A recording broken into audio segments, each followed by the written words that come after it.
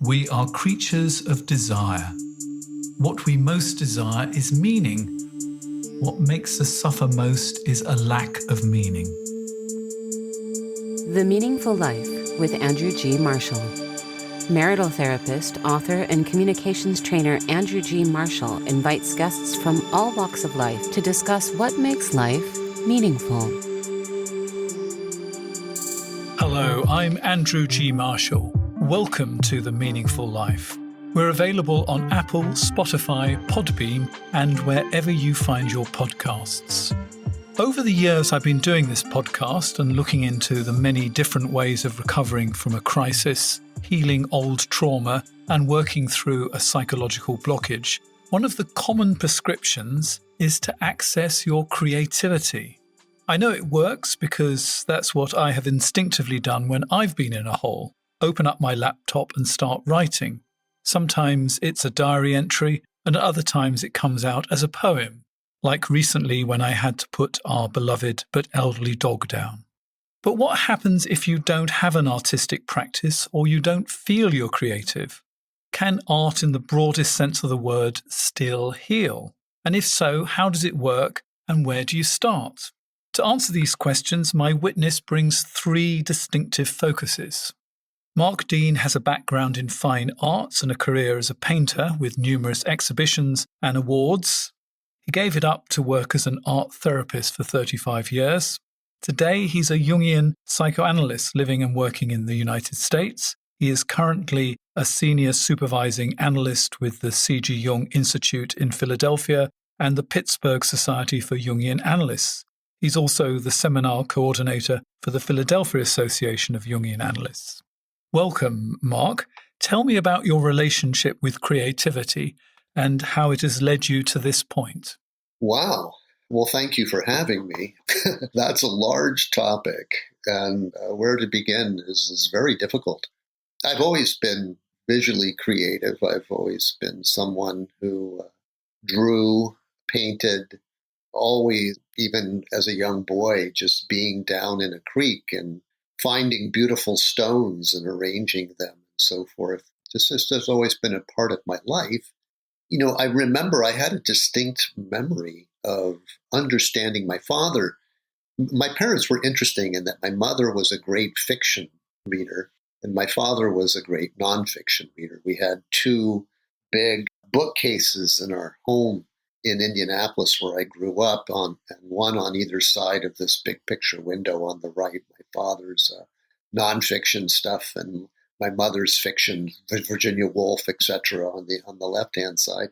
You know, I was always drawn to, in particular, my father's volumes of Freud and was very, very interested in psychology, but also had just this inborn instinctual understanding that my creative process was inherently psychological, that those two things were very, very connected. And it took a long time for me to begin to weave my way through life, stumble my way through life, zigzagging across the path of life, trying to find where I belonged.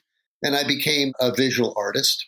In high school, I got known to be a good artist, and then I went on to college and focused on painting and art. And then worked for a long, long time as a visual artist, exhibiting and so forth. And at some point, in a personal crisis of my own, actually, I went through an emotional crisis in my 30s where I really couldn't figure out what was going on with me. I had a lot of anxiety, went into therapy to try to make myself more of a rational person, and pounded my head against that wall for a good long while before I ended in defeat. You know, we talk about creativity. I mean, I think creativity is the matrix of everything we are, quite frankly. And what happened with me was, in this moment of defeat and absolute desperation, an image just appeared. And I saw no other reason, no reason not to follow it. And I did follow it. And I just realized that as I followed that vision, I felt better and better. And what I discovered in that process was that there was a real inherent guide into the visual and creative process. So what was the image that began to guide you? Actually, the specific image was In back of the house where I lived in sort of a tenement house in Philadelphia. And in the back, there was a dilapidated yard of sorts. There was a dead tree there. There were a bunch of broken bottles. People would take their dog stuff and throw it over the fence, and it was a mess. And I just suddenly imagined myself back there cleaning it up. And so I began doing that. In that process, I eventually turned it into a really wonderful rose garden. And I didn't really realize why I was doing that. I just felt the urge to do that, the inner urge to do that, to renovate this garden.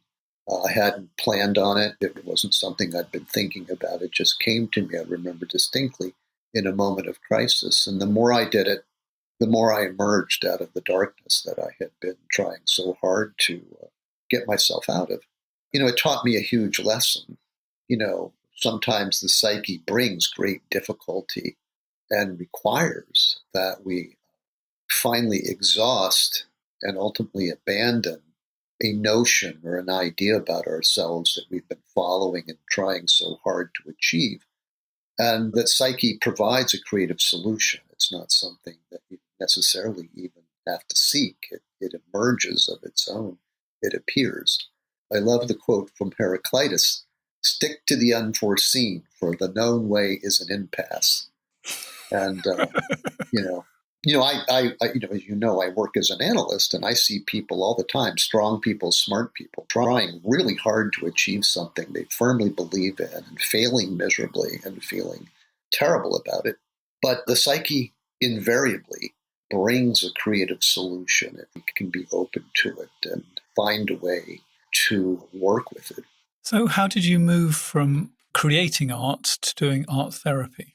Well, that's an interesting story. I was unfortunately very successful in my art career. I did not realize that the creative process in me was, as I think its main goal is, to link me inwardly to myself, to the soul. As a young art student, to make it in the New York art scene was like what you were supposed to do. And I see that so much in my work, people doing what they think they're supposed to do, but actually working against their own natures, and I was. So I had this epiphany one night. I was laying in bed.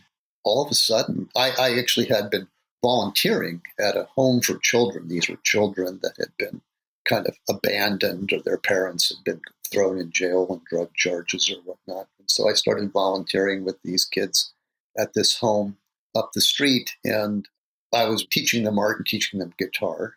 There were some art supplies there, and I said, "What are these art supplies?"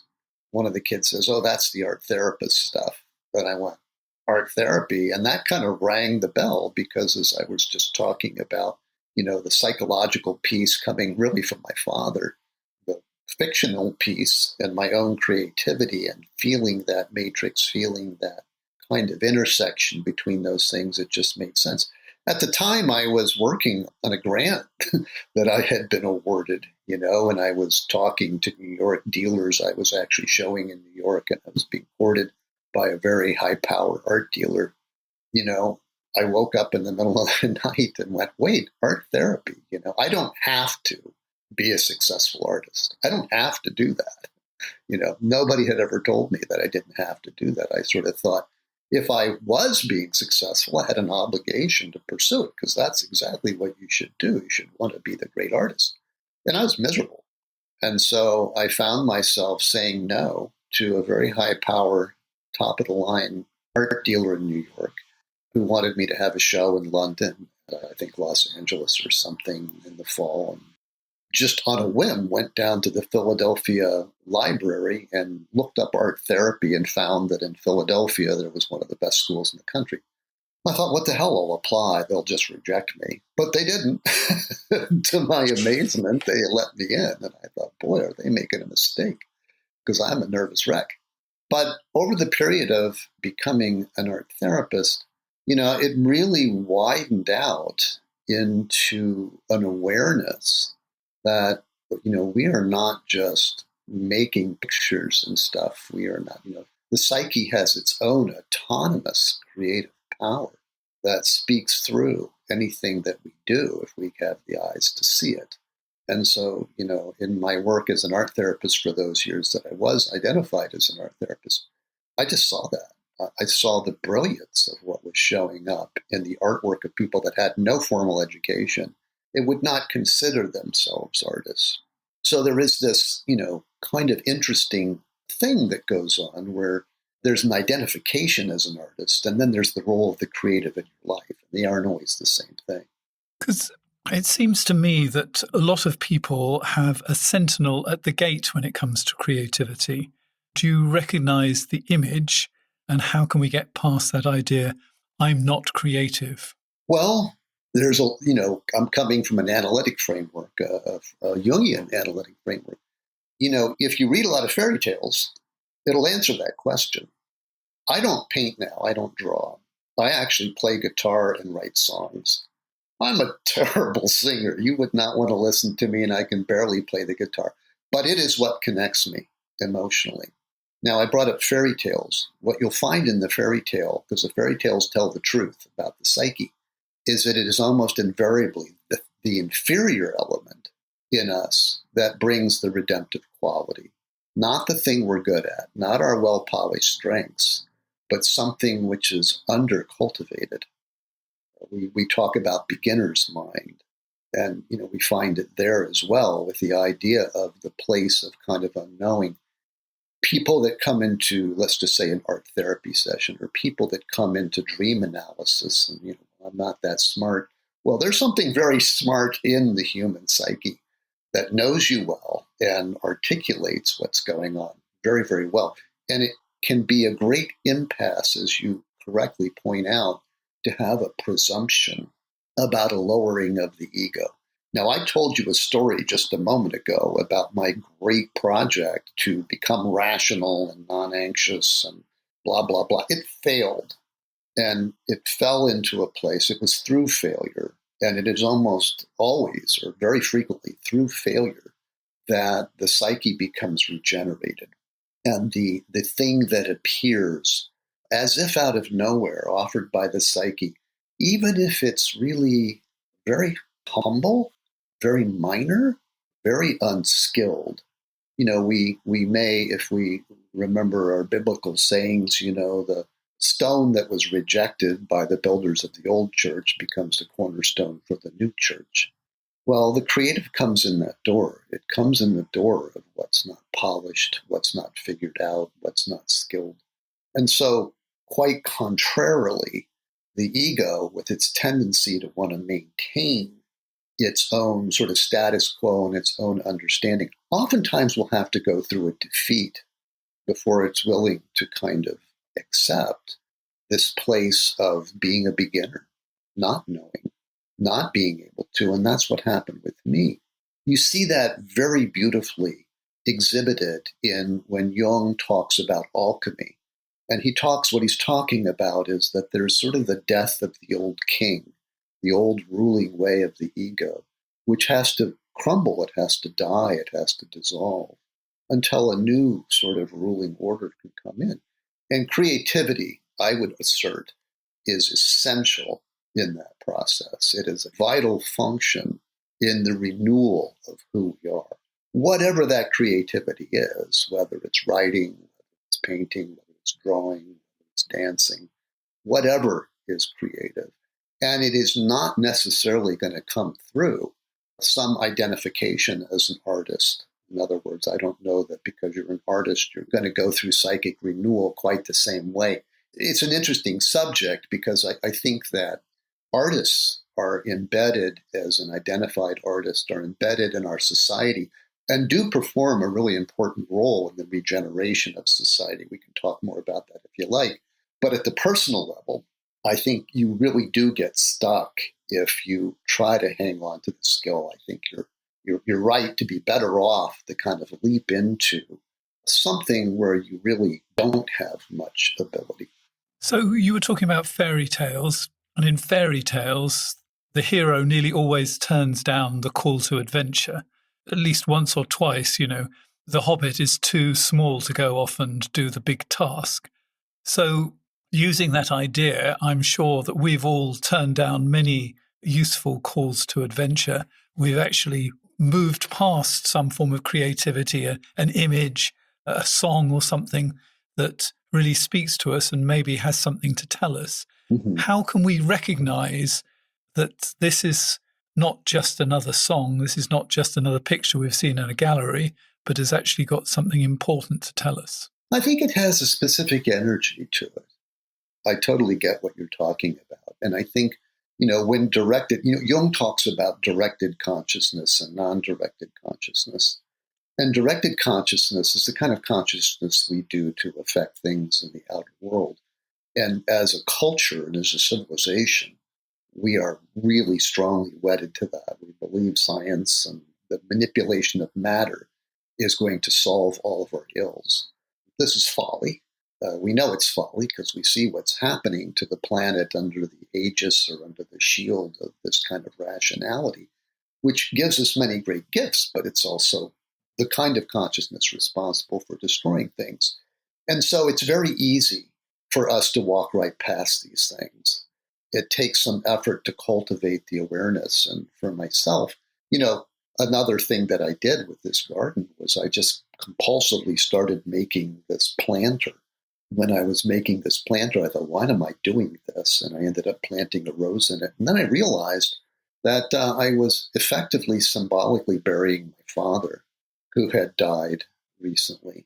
And I hadn't realized that. The unconscious slips in and gives us these kinds of little compulsions, and it can give us these little fascinations that catch our attention.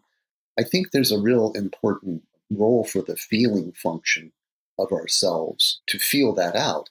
But we tend not to be as connected to that. We tend to want to be in a factual world. We tend to want to be in a purposive world. We tend to want to be more goal-directed. There's a lovely little book called Nature's Due by a guy named Brian Goodwin, who was now deceased. He was a biologist, Canadian biologist, that was in Schumacher College in England. He taught there. In his book, he quotes, he has a section devoted to Goethe's methodology. And Goethe was not only a great romantic poet, but he was also a botanist. And Goodwin points this out. So what he points out about Goethe's methodology is it had a duality to it. On the one hand, Goethe was able to bring this sort of concentrated, directed, observational energy to things, but he was also able to participate in things, meaning that he was able to relax his ego and be in relationship to things.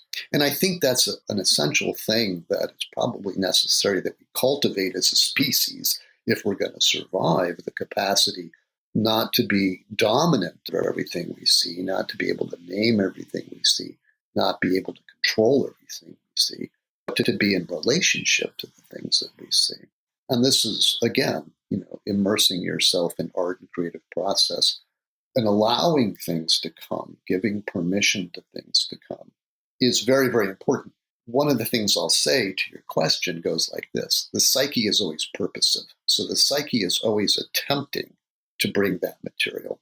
And part of the art is getting the ego out of the way, or at least finding a way to relax the ego enough so that the ego can get involved in that kind of material, to be open to different layers of experience. I don't know about in England, but in America today, we have a lot going on with ketamine and psilocybin and so forth. And, psychology is trying to break itself out of the psychological, scientific framework that it's gotten itself stuck in, and trying to hack a hole in the sort of rational consciousness that we've trapped ourselves in, to kind of open up those spaces and to be more aware of and sensitive to things that don't fit in our rationalistic scheme. But again, as I said with the alchemy, and as you see with the fairy tale, the ego does try to resist that. And sometimes, I love the quote by Mark Twain, and he says, "He who endeavors to carry a cat by the tail will learn something he can learn in no other way." And so sometimes there's nothing in it except for us to persist in our folly. Who was it, Blake, that said, "If a fool but persist in his folly, he will attain wisdom." Sometimes we have to walk down the road far enough and get clobbered by life before we'll stop and wake up. So if somebody's listening to this and they're sort of stuck and they're thinking, right, if I do something creative that I can break out of the old patterns, or hopefully break out of the old patterns, how would you suggest they go ahead with this idea? Well, that's a very individualized thing. In my work with people, again, one of the things you have to remember is, as an analyst, what I really hold to is the autonomy of the psyche. And so I see the psyche always attempting to break through and create little private hints that, you've got to be willing to tug at. So I would be on the alert for that. But the analyst, this is the difference between analysis and therapy per se. The analyst doesn't know what that's going to look like. That kind of appears in the work. I did not know that I would be playing guitar. That's the last thing I thought that I would be doing, but that's what I found myself doing. And I felt something coming through that, and I felt something in me persisting and wanting to do that. So let's speak to the art therapist in you then. What would an art therapist suggest to launch into this world?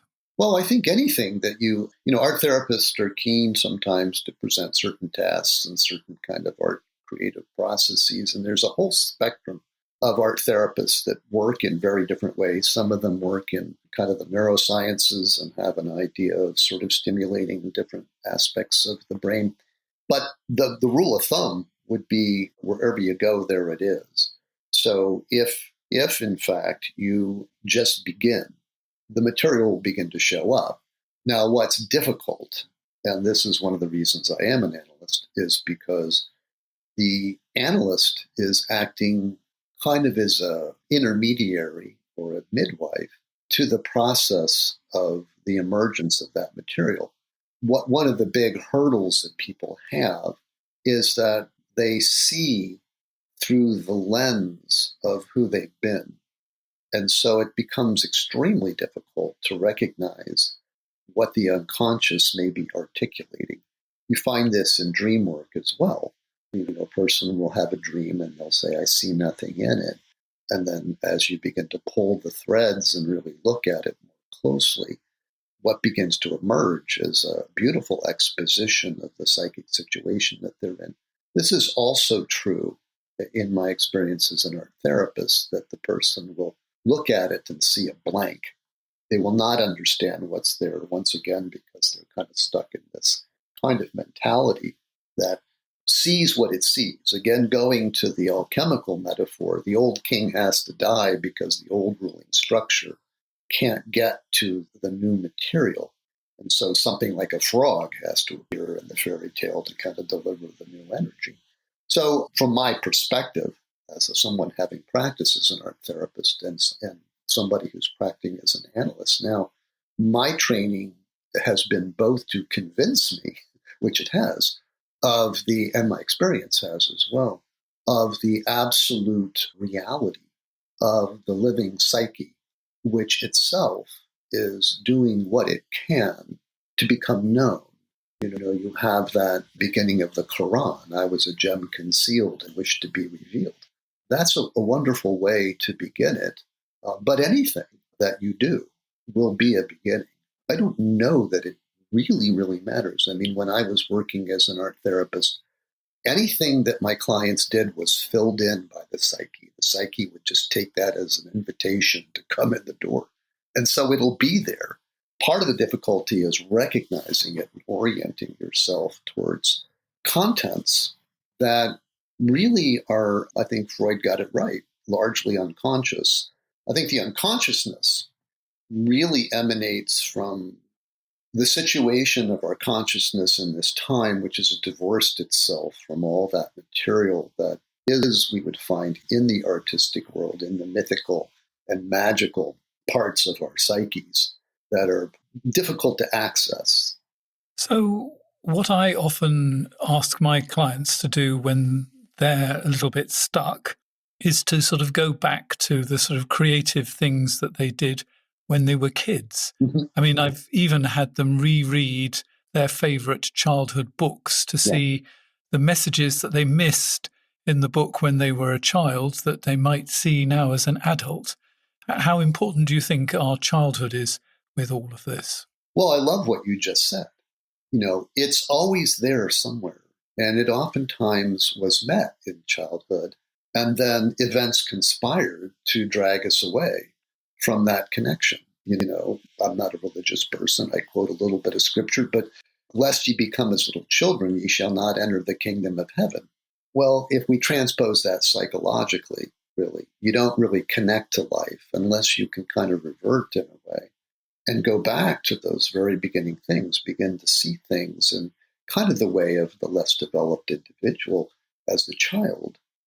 Yeah, I think I totally agree with that. I think that, when I work with people, they will go back and they will spontaneously remember sometimes. Oh, yeah, now I remember, that I used to do this. What happened? I had a gentleman that wrote poetry when he was a kid, and he was no longer writing poetry. And I said to him, and he was stuck in his life really badly. And I said to him, do you think your poetry had anything to do with how much you achieved in life? He goes, oh, yeah, it had everything to do with it. I said, why aren't you doing it? And he did get back to it, and it opened up his life again. So, yeah, I really like what you just said. I think that's another great way to kind of take people back and say, what did you lose touch with? So what you're trying to do is get the conscious and the unconscious to work together. Yeah. But there's one great problem, is that they use different languages, don't they? They do. So tell me about the two different languages and how can images help breach the gap? Well, that's a complex thing to articulate, at least from my understanding of it. But the language of the inner world has much more of a grounding in nature, much more of a bond with nature, and also a greater deal of fluidity. Differentiated consciousness, which is the kind of consciousness we use in the day-to-day world when we're driving our car and doing our work and so forth, has a kind of directedness to it. But in the creative process, all the different parts of our mind are much more fluid and much more interconnected.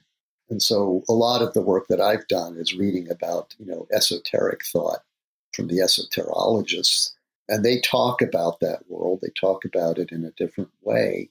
And it is a world in which Jung psychology, let me shift gears here and just say Jung psychology. Jung says that this part of the mind is constellative or constellational. What he means by that is it's not this compartmentalized thing, but anything and everything that's relevant to the moment will constellate in an image form. So that kind of idea that the psyche is looking to manifest in a way, it speaks a very different language. It's not linear. It's not time-bound. You'll see this in dreams a lot. People will say, gee, I just had a dream about a girl I knew when I was in grade school. I haven't seen her. So that part of the mind will take whatever it needs to create what it intends. And that's very different than the linear purposive kind of process. So a process in which one is sort of immersing oneself in a process that allows that kind of constellation and isn't speaking a language of logical and sequence or even time-bound kind of causal things, but is simply allowed to flow together naturally. It's a very different process. The dream does not speak the same language as the outer life, and most beginning dream interpreters and lay people that work with dreams immediately make the assumption that it does. But really what's happening in the dream is like an artist picking colors from a palette throughout your life to create this unique image. So it's really that more integrative process than it is this linear sequential process. Can you give me an example from your casebook of an image that has been very important and helped somebody have a breakthrough? Sure. A woman has a dream that she's playing tennis with this particular woman. It's a very simple dream. I ask her, do you play tennis with this woman? Yes, she does. So the dream there is talking about an outer reality. And I'm immediately understanding that process of the dream that I just talked about, where the dream carefully selects Now, on the surface, this just looks like a repetition of an everyday event that she has or could have. And so I asked, well, who is this woman? Oh, I don't like her very much. Well, what don't you like about her? Well, she's very self-centered.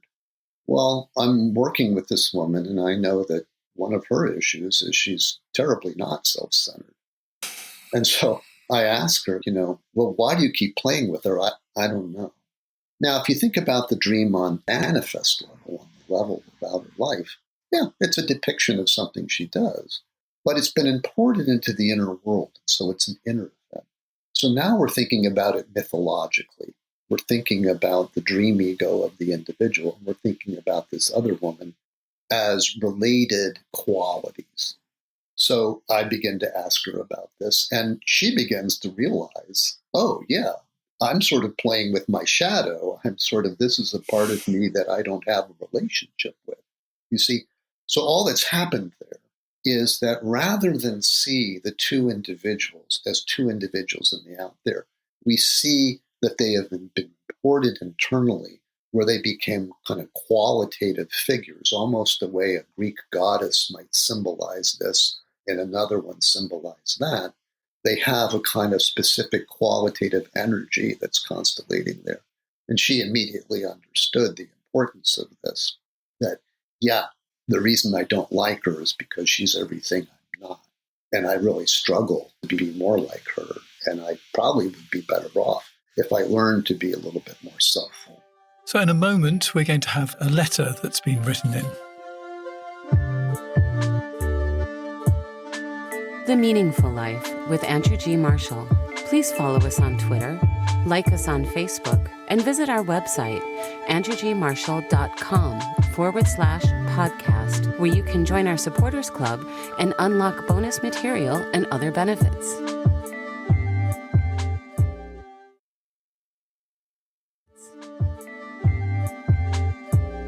If you'd like to participate in the program, you can do so by going to my website, andrewgmarshall.com. You'll find a selection there about podcasts. And if you go down there, participate in the program, you'll find where to write in a letter.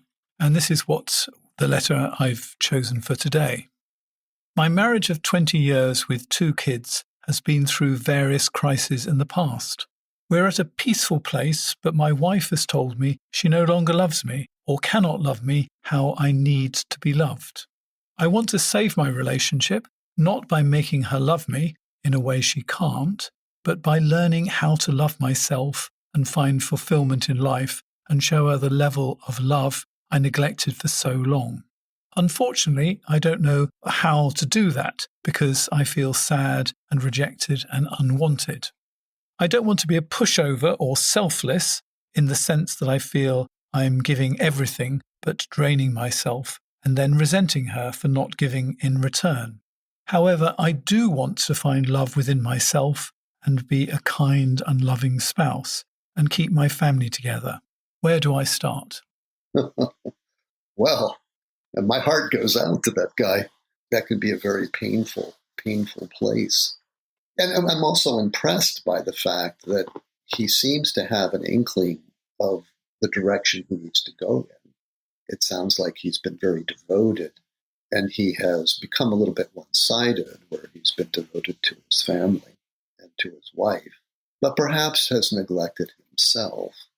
And so, as I listen to that, thinking about relationships and complexes, and we haven't talked about complexes, it's an analytic term that has to do with a kind of a dynamism in the way that we see things and sort of subparts, if you will, of our personality that can take over.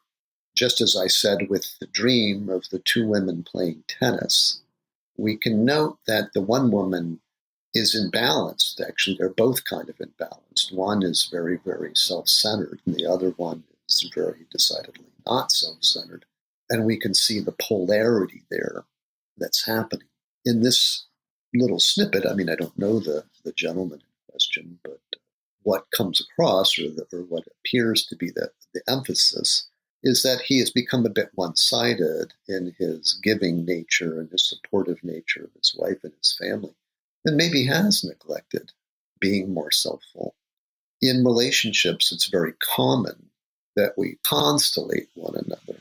That is, we might find a man who becomes very heroic and self-sacrificing, finds a damsel in distress, if you will, some other in a relation that he can be in relationship to, where one side of his personality can really do some good things, perhaps, but it can get caught in the sense that the complex here, maybe the caretaker complex, we might call it, or the protector complex, provider complex, we can call it just about anything, but you get the idea that it's about a giving process and about a providing process, where there's an unconscious part of himself that is actually residing in the wife. And that part of himself might be something in himself that needs provision, that needs to be taken care of. And so you can hear the inkling of that in his comment and in his letter there. Now, one of the things that we know from analytic psychology is we tend to have this idea that we are this person. Actually, my work with analytic psychology tells me that we are many people inside of ourselves, and there are these complexes, which are sort of sub-personalities.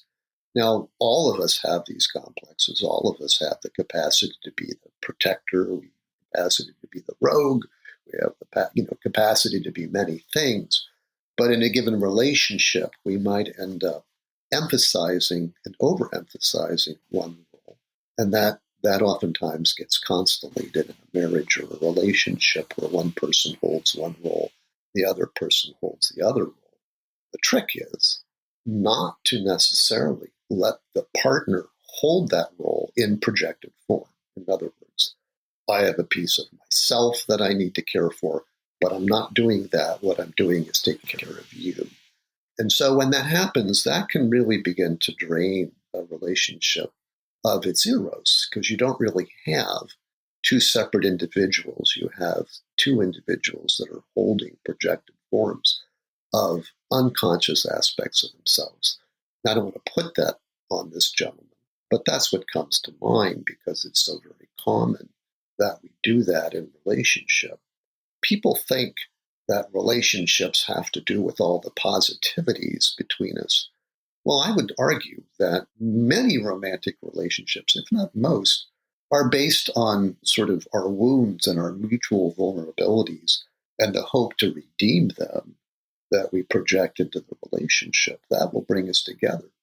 But in a real long-term relationship, we do need to untangle that. And so it sounds like this guy's thoughtful about that. Any suggestions of how he starts to do the untangling? Yeah. I think the first step is to realize that probably Jung says, it's a well-known fact that we have complexes. What's not so well known is that complexes can have us. And so the question is, for him, who's driving the bus? Why is it so important that he be this devoted individual? Has this become an imbalanced system in his psyche? Where is his own need, his own neediness, and how does he go and meet that? In his volume on dreams, Jung says, if a man does not shake hands with his shadow, his marriage will suffer. And that is true. So we cannot export our shadow onto other people and then try to meet it that way. We need to meet it in ourselves. So my question to him would be, where's the need in you? Where's the thing that needs caretaking in you? And how have you tended to it? Or have you? Because that would be shadow. In the dream that I gave you of the two women playing tennis, the one woman who was all about other people and not about herself met her shadow. That's why the dream imported that, because outwardly she was engaged with this woman, but it was a symbolic process in the sense that what was separated from her and what she didn't like was her shadow, somebody that wanted something for herself. So this is just a real ubiquitous process in human psychology. So when I read this letter, I suddenly thought of the Brothers Grimm story of the Water of Life, where the son set off to discover this mythical potion that will revive their father. Mm-hmm. Do you think that that story might have something that would be useful? Absolutely. You're bringing up a quest. And this aspect of this man is trying to achieve something, is definitely trying to achieve something. We don't get set off on these missions for no good reason. There's something important to be found. What becomes difficult is when we try to find it in the wrong place. And it is, I think, ubiquitous. I've been there myself. It is a ubiquitous process that we try to find it through the other, who is in a way sometimes a mirror to something we need to tend to in ourselves. But yeah, to care about others, to protect others, to want the best for others is a virtue that shouldn't be denigrated. There is a real urge, I would suspect, in this man to achieve something important and to do good things. It sounds really like it. However, a complex will piggyback on a virtue.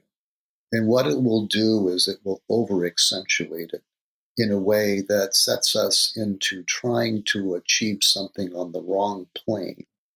The fairy tales, if you dig deep into them, and it sounds like you have some good experience with that, are speaking about the dynamics of the soul, about a meeting inwardly that we have, not about what happens in the outer world. To amplify your comment about all that speaks a very different language, that inner world, and the fairy tales speak beautifully to that. So yeah, no, I think that's a great idea. And at the beginning of the story, when the different brothers set off on their journey, the oldest two brothers don't listen to the dwarf that they meet, and it takes the third brother to listen to the dwarf that you meet. And I think, what this is actually telling us when we do set off on a journey is, number one, we have no idea where we're going, but the first piece of information that's going to take us off is going to come from unexpected places. Yes. So, don't look in the places where you expect to find the answers. Listen to the dwarfs, the strange things that come along that sort of seem like complete and utter rubbish. Absolutely. Absolutely. And another good fairy tale for that is Dummling and the Toad, or the Three Feathers, which is very much the same. And, the third brother is the youngest and he's the stupidest, right? And so what you're talking about here goes right to the point that I'm making about complexes, although my language may be a bit abstract for folks, is that complexes will be polarized. So when you have, like in the story Dummling and the Toad, you've got the old king who's the ruler. The lowest person on the totem pole, right, is Dummling. He's the idiot and the king's the ruler. The two older brothers do the same thing that you're talking about. They go off and they grab whatever, and they don't really pay attention to what they're doing. Right? So, but Dummling sort of falls into this place of dismay, and he thinks he's broken. And, you kind of have a little bit of that story here, I suspect, in the fact that here a piece of this man's psyche has been working and working and working and working to bring joy and happiness to someone that he loves. And what he's hearing is it's not working. At least she's not able to meet that. And so there's the failure. Now, it doesn't mean that his efforts are unvirtuous or wrong, but it may be the kind of crisis that leads him to look in a different direction. And of course, you said it beautifully. Initially, if he has been in the mentality of I'm the guy that's going to take care of everything and make her happy and make the family happy, and it hasn't gone that way, this part of his psyche doesn't know what to do. It feels like it's failed. But I do love the fact that he's able to say, gee, I kind of have to find a way to bring something back to myself. I know this is in me, and there's something about loving myself and caring about myself. Now, where is that piece in him? Where is that Dummling? Where is that failed piece? What is in there that would seem totally incapable and improbable? And the amazing aspect of this is that we begin to realize that one structure of consciousness, a consciousness captured by a mission, not a bad mission, but captured by it, can't see what that is. It's like the old king. The old king's not going to come up. As Einstein said, No system that's created a problem is likely to offer a solution to the problem it created. And so he's got other assets inside of himself, like, the younger son or the third son, that hasn't probably been fully met yet, but is there. But to the ruling kind of attitude that says, well, no, I've got to work really hard and then my wife will be happy and she'll love me, or the kids will be happy and everything will be good. That's one mentality, and it has its own virtues. But when it overplays its hand and it tries to solve a problem it can't, it ends up in defeat. And that's when something new needs to come into the picture. Well, we could continue this conversation forever, but we're running out of time. This is where we're going to end it unless you're a supporter of the meaningful life. If you are, we're actually going to take this idea of complexes and develop them and see how we could deal with them. And if you want to hear the bonus material, you can subscribe directly via Apple or Spotify. If you want to become a supporter of the meaningful life and unlock the bonus material this way, here are the details. You've been listening to The Meaningful Life with Andrew G. Marshall. You can follow Andrew on Twitter, like him on Facebook, and please leave a review wherever you consume your podcasts. Making, editing, and distributing The Meaningful Life comes with substantial costs, and we'd like to ask for your help. Visit our website, andrewgmarshall.com/podcast, where you can join our supporters club and unlock bonus material for every program, send in a letter to be discussed by Andrew and his guests, and join a community of other people seeking to make their life meaningful. At the gold level, you get even more benefits. Production of The Meaningful Life with Andrew G. Marshall is by Michael Dooney. Social media by Madeleine Healy. Sound engineering and theme tune by Sebastian de la Luz Mendoza. And I'm Susie Colick. Please tell your friends and spread the word. Thank you.